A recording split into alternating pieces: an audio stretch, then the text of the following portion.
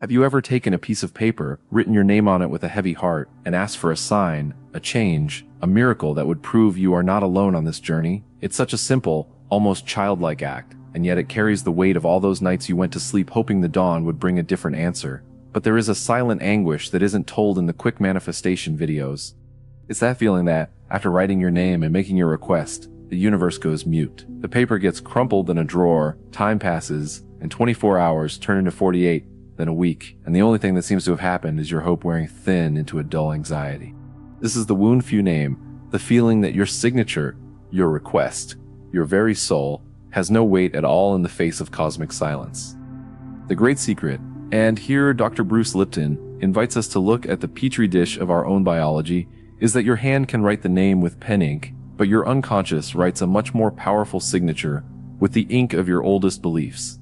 If while you write Maria or Jose, your body is vibrating at the frequency of someone who has already given up on themselves, then what you sent to the field wasn't a request for a miracle, but a confirmation that the miracle is impossible. The trap isn't in the act. The trap is in who you believe you are at the exact moment the pen touches the paper.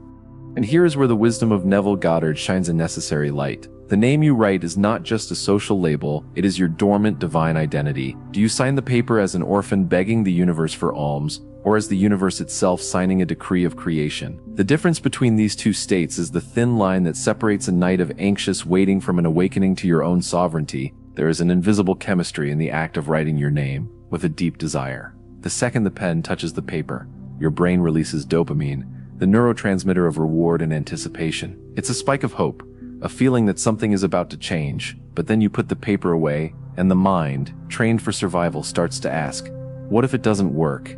What if I'm not worthy? This silent doubt triggers a sharp drop in that dopamine, replacing it with cortisol, the stress hormone. You have just created a violent oscillation in your vibrational frequency. To the quantum field, which reads your energetic coherence, you haven't sent a clear request for abundance or healing. You've sent a confused request that sounds something like this. I really want a miracle, but deep down I'm almost sure it won't happen. And the universe, being a perfect mirror of your dominant frequency, simply reflects that confusion back. The invisible mistake most make is treating their own name as a dead label, an emotionless barcode. For Bruce Lipton's epigenetics, the name on the paper is an environmental stimulus. Your cellular response, however, will not come from the ink. It will come from the chemical state that the act of writing triggers in your body. If your hand trembles slightly with anxiety, if your chest tightens with the feeling of, I need this to work, then the order your cells receive is one of scarcity and urgency. You are programming your biology for fight or flight, not for creation. The cell, when threatened, closes its membrane to the environment. It doesn't exchange nutrients, it doesn't expand, it doesn't multiply, it just survives. And a consciousness that only survives is incapable of manifesting a miracle. The miracle requires that your biology feels safe enough to open its borders and receive the new. And here comes the counterintuitive revelation that can turn the game around for you now. The miracle you seek is not in receiving something in the next 24 hours. The true magic of the paper with your name is in who you become while you wait. The 24 hours are not a countdown for anxiety, they are a training ground for your future identity. Writing your name is a trigger, and you can reprogram the response to that trigger. Instead of activating anxiety, you can use it to activate a state of creative safety. It's the difference between begging for a crumb that comes from outside and emanating the frequency of someone who is already satiated from within. The paper is just the mirror, and when you look at it, the miracle is not the reflection changing. The miracle is you realizing you can choose the expression on your face before you even look. To make this practical, and not just a beautiful idea, I propose a silent 3-step exercise. In the first step, write your name and, instead of making the request, just observe the sensation that arises in your chest. Is it tightness? Is it relief? Is it despair? Don't judge it. Just feel it. In the second step, begin to breathe slowly and deeply, and as the air goes in and out, imagine that this feeling of possession, this, I need this to happen for me to be happy, begins to dissolve. Breathe as if you received what you asked for a long time ago and are now just grateful for the memory of that receiving. Transform it mentally into a remembrance. In the third step, carefully fold the paper and put it away as if it were a ticket to the show of your life, but not a ticket to a future show. Put it away as if it were a used ticket from a show you already attended, that moved you, and that you keep as a souvenir. Act for the rest of the day with the quiet satisfaction of someone who has already harvested what they planted, even if the field still looks empty to your eyes. Think now of the metaphor of the seed planted with its back to the sun. The most common mistake of the inexperienced gardener is to dig up the seed every hour to see if it has sprouted. He injures the fragile roots, exposes the embryo to light too soon, and interrupts the silent process of germination. Writing your name on the paper is the act of planting the seed of the miracle. What happens in the following 24 hours is not the visible sprout breaking through the soil. It is the silent rehydration of the seed in the darkness of your unconscious. It is the genetic code of your new reality beginning to be read and copied. The true movement, the true magic, occurs exactly where your eyes cannot see, and your task is not to speed up the process with your impatience. Your task is to trust the wisdom of the seed itself, which knows exactly when to break its shell and seek the light. There is a very specific frequency that sabotages any attempt at manifestation, and its name is anxious scrutiny. It's the act of checking the paper, checking your phone, looking at the clock, and mentally calculating how many hours have passed since you made your request. Be careful, because this looking that checks is in fact a decree of absence. When you keep checking if the miracle has happened yet, you are sending a very clear message to the quantum field. I will only believe this is real when my physical eyes can confirm it. And the problem is that in the quantum realm of cause, where the miracle is generated, faith is the only valid organ of perception. The universe does not respond to your need for proof. It responds to your coherence in its absence. Scrutinizing the result is annulling the faith. And without faith, there is no collapse of the wave of possibility into reality. Neuroscience explains why urgency is so destructive. When you silently scream inside, "I need a miracle now, I can't wait anymore," your brain interprets this urgency as a threat to your survival. Immediately, the amygdala, the brain's alarm center, is activated. It hijacks the nervous system and puts it into fight or flight mode. And what happens in that state? The prefrontal cortex, the seat of your conscious intention, your creativity, and your ability to plan for the future, is simply shut down. You become biologically incapable of accessing the neural networks necessary to manifest consciously. You can want a miracle with all your might, but your body has entered an emergency state, and a body in an emergency does not build castles, it just runs or hides. That is why despair has never produced a miracle. Despair only produces more reasons for despair. And here is the great expectation breaker that can free you from this prison of anxiety. You need to disobey the clock. Divine timing, the perfect moment for your manifestation, is not a straight line from point A to point B. It is an infinite field of possibilities that organizes itself around your frequency. The fatal mistake is trying to dictate the schedule to the intelligence that organizes galaxies that made the Earth spin at the exact speed for life to be possible. Wanting the miracle to happen in your 24 hours is like an ant wanting to teach the wind how to blow. The 24 hours mentioned in the title are not a threat nor a literal promise. They are a symbolic unit of measure for you to train active surrender. The miracle arrives exactly at the instant when your anxiety about the when dies completely and gives way to a silent and unshakable certainty about the what that is already true in your life. A powerful technique to disarm this anxious observer is what we can call the seal of silence. After writing your name with the correct intention, carefully fold the paper and place it somewhere you won't see it for the next 24 hours. It could be inside a book, at the bottom of a drawer, or under a heavy object. The act of hiding the paper from yourself is a pact of trust. Now, get ready. Your anxious mind will ask. It will whisper, "Has it happened yet?" Go check the paper. Go see if there's any sign. And every time this question arises, you will make a simple but profound movement. Touch your lips with your index and middle fingers, as if sealing your own mouth. This physical gesture reconnects the neural circuit of impatience to a new circuit of active patience. Each touch on the lips is a somatic reminder. I will not feed the doubt with my internal speech. I have already planted, now I rest. To conclude this topic, an analogy that might never leave your mind, that of the cook and the oven. Imagine you are making a sacred cake, the perfect recipe for your miracle. You prepare the batter with the best ingredients, which are your intention, your faith, and your anticipated gratitude.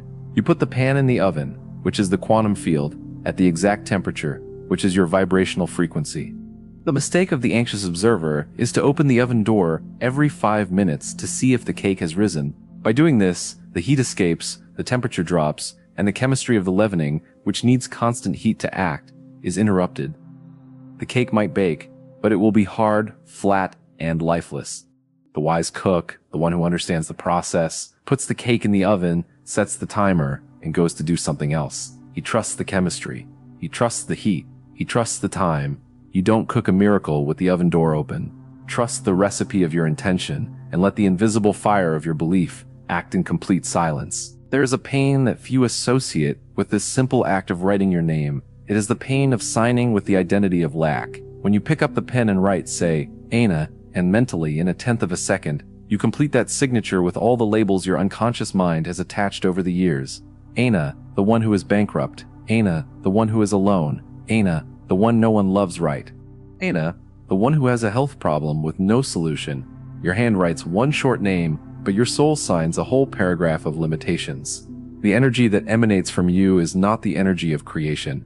It is the energy of perpetuating an old story. You are not invoking a miracle. You are just silently renewing a contract of scarcity with the quantum field.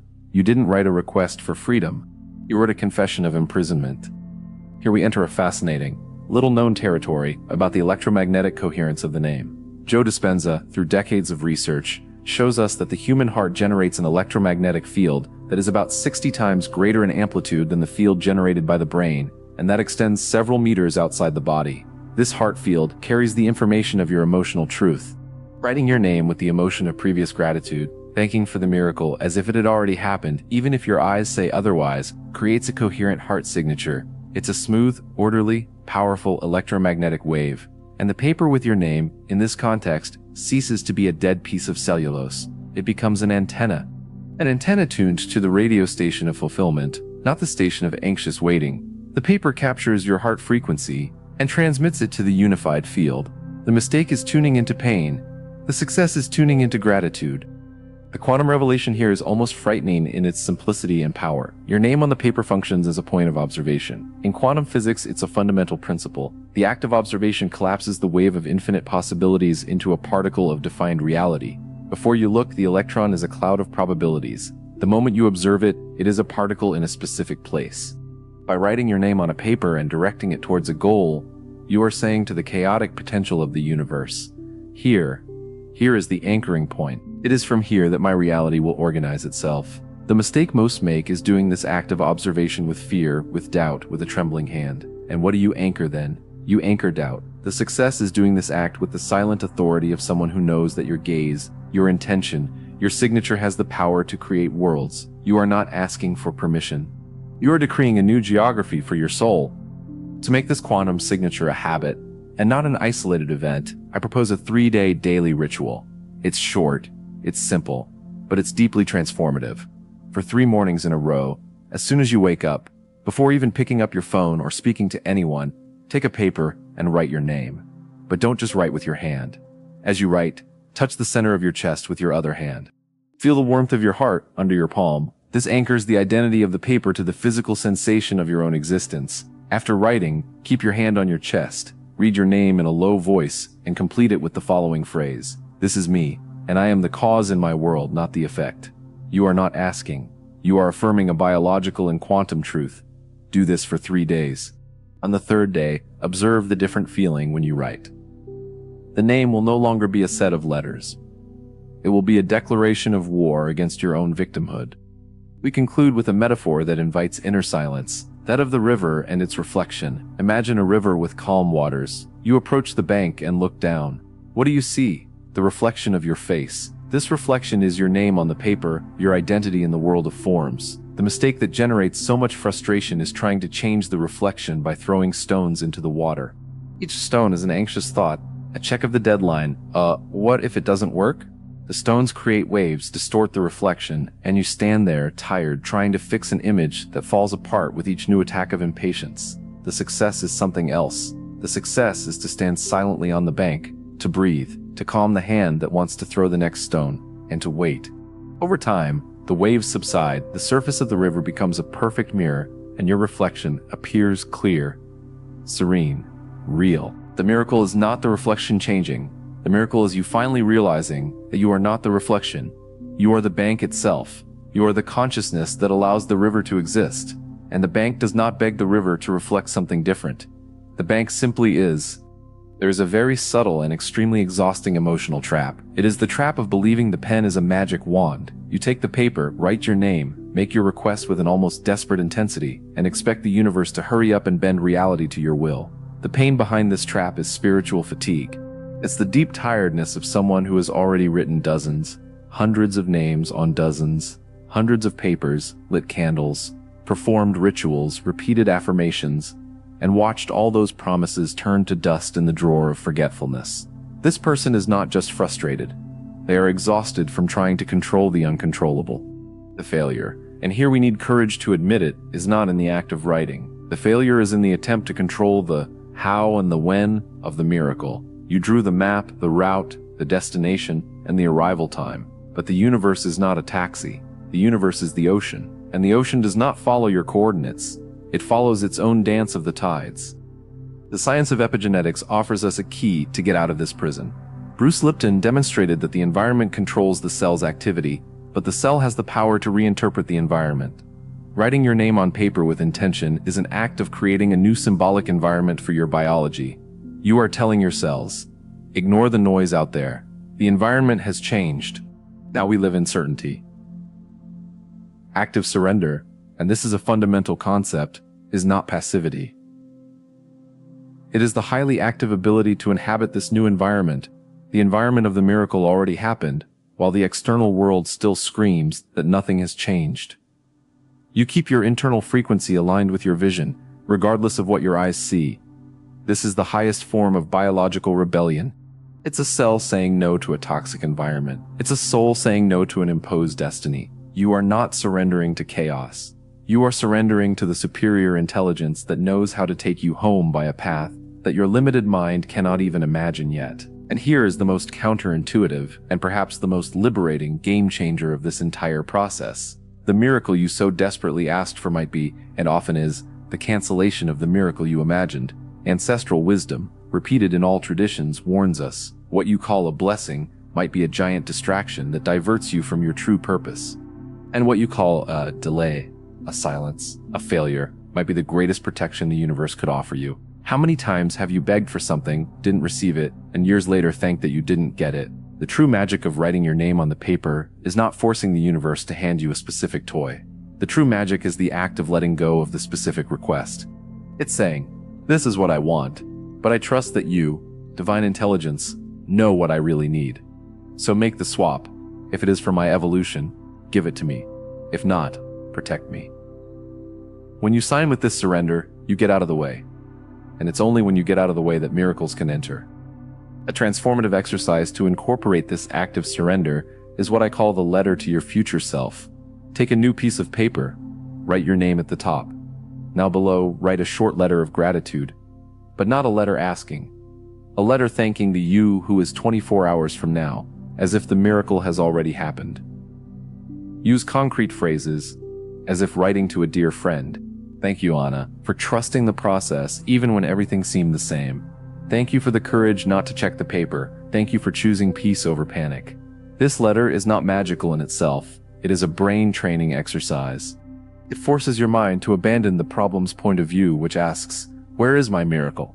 And assume the point of view of the resolution, which celebrates the miracle is already acting. You train the brain to live from the end, and living from the end is the oldest and most powerful technique of all. To conclude, an analogy that sums up this entire journey, that of the quantum autopilot. You don't need to push the plane for it to fly. You don't need to get out of your seat and flap your arms. You just need the energy of takeoff.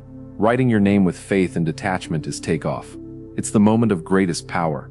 Once the plane is in the air, your job changes. Checking the flight instruments every minute, manually adjusting the route at every bit of turbulence, asking the pilot, are we there yet? Every 5 minutes, this is not helping. This is sabotaging the flight with your anxiety. The miracle in 24 hours happens when you do your part at takeoff. Then lean back in your seat, loosen the symbolic seatbelt, and admire the landscape down below. You trust the autopilot. You trust the calculated route. You trust that the plane was made to fly. Your only task in the following hours is not to undo the takeoff with your agitation. It's to sit, appreciate the sky, and know, with a calm smile, that you are already on your way. We return now to the starting point, but with a completely renewed vision. That paper with your name is not a cosmic lottery ticket, a desperate attempt to force the universe's hand. It is, above all, an instrument for calibrating your own frequency. The great lesson that remains, and that Dr. Bruce Lipton would emphasize, is that the true miracle is not the external event you so eagerly awaited. The true miracle is the silent reprogramming of beliefs that happens inside you while you perform the act with faith and release it with complete detachment. The magic is not in the pen's ink, the paper's brand, or the words you wrote. The magic is in the chemistry of your certainty. It's in the way your cells, once accustomed to fear and scarcity, learn to vibrate in the harmony of safety and abundance. When this happens, the miracle is not a surprise. It is the natural consequence of a biology that finally stopped fighting itself. And I would like to leave you with a final provocation, an image that Neville Goddard used masterfully to wake his students from their spiritual sleep. He said something that resonates like silent thunder.